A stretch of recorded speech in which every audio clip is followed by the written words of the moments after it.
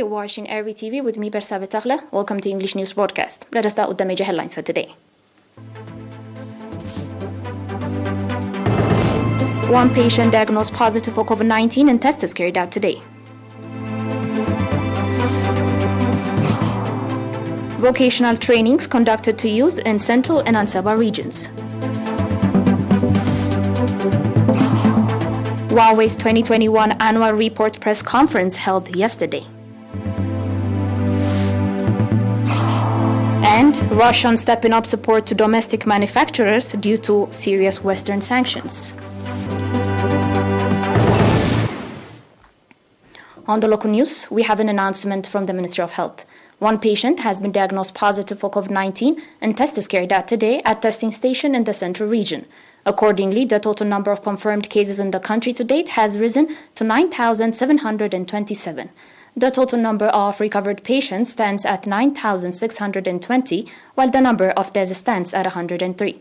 Ministry of Health, Asmara, March 29, 2022.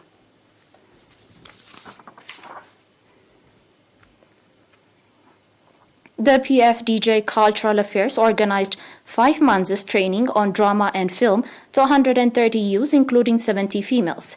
At the concluding event conducted on 27 March in connection with the World Theatre Day, it was reported that the objective of the training was to nurture youths equipped with the necessary skill and discipline so that they contribute their due part in the development of arts in the country.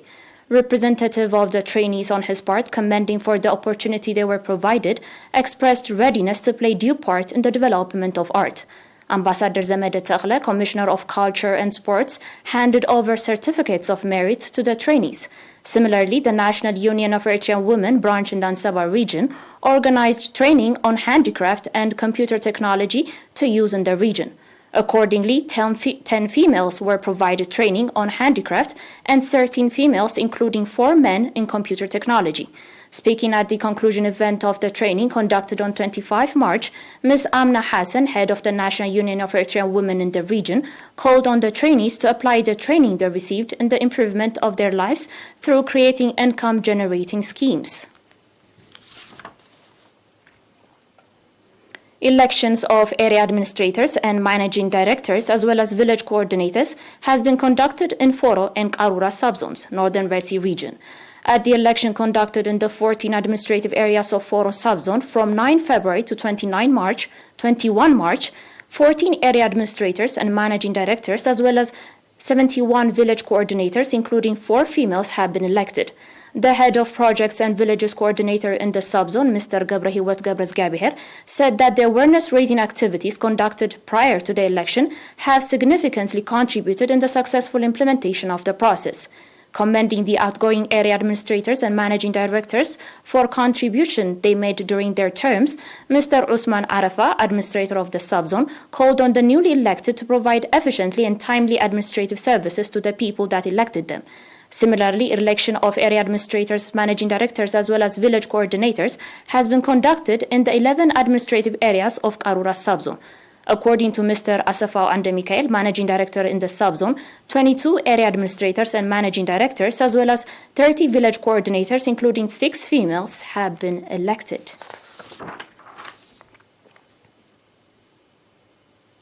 Material support was extended to 40 disadvantaged families, including families of war-disabled veterans in Galalo subzone, Northern Red Sea region. Speaking to ERINA, the head of the Office of the Ministry of Labour and Social Welfare in the subzone, Mr. Mohammed Abdu, indicated that the support is part of the effort being exerted in the area to improve the socio-economic lives of disadvantaged families and called on the society to strengthen participation in similar activities. Beneficiary families, on their part, commending for the support extended, called for a sustainable rehabilitation program to be undertaken in order to become economically self-supportive.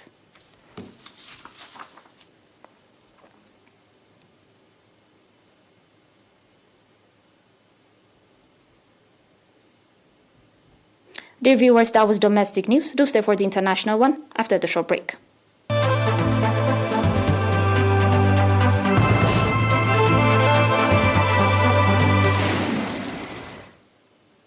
Welcome back.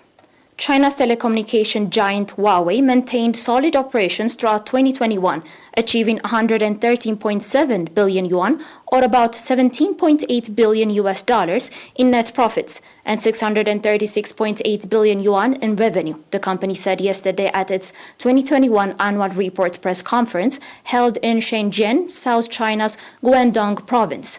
The annual report shows that the company's cash flow from operating activities dramatically increased in 2021, amounting to 59.7 billion yuan.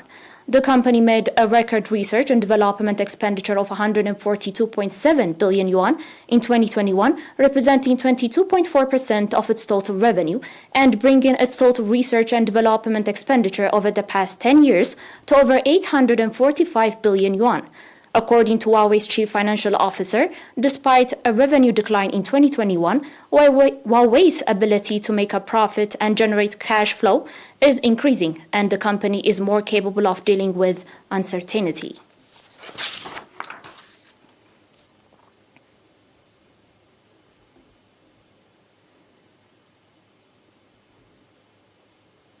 On your last global news, as Western sanctions have seriously affected Russia in terms of daily necessities and medicine, the Russian government is stepping up support to domestic manufacturers and looking for alternatives from both domestic and friendly countries' products. Due to the escalating Ukraine crisis, daily necessities such as sugar, sanitation supplies, and antidepressants have become the scarcest commodities in Moscow over the past month.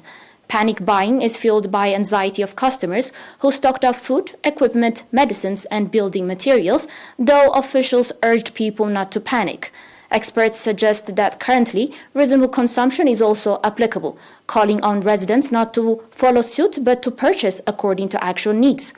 According to reports, the situation is more complicated in the pharmaceutical sector, where only half of the priority drugs are made in Russia, while the rest are imported without any domestic alternatives. To solve this medicine shortage, the Prime Minister of Russia said there are proposals to streamline procurement procedures by simplifying registration procedures, subsidizing loans to manufacturers or distributors, so as to support the import of medicines and medical devices.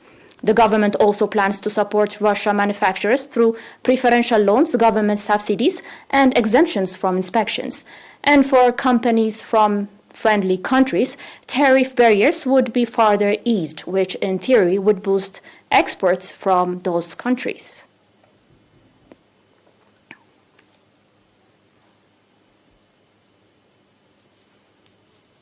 You're still watching ERi-TV, dear viewers, and now a recap of today's major headlines. One patient diagnosed positive for COVID-19 and tests carried out today.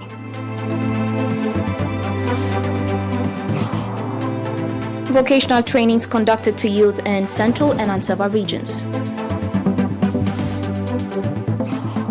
Huawei's 2021 annual report press conference held yesterday. And Russia's stepping up support to domestic manufacturers due to serious Western sanctions.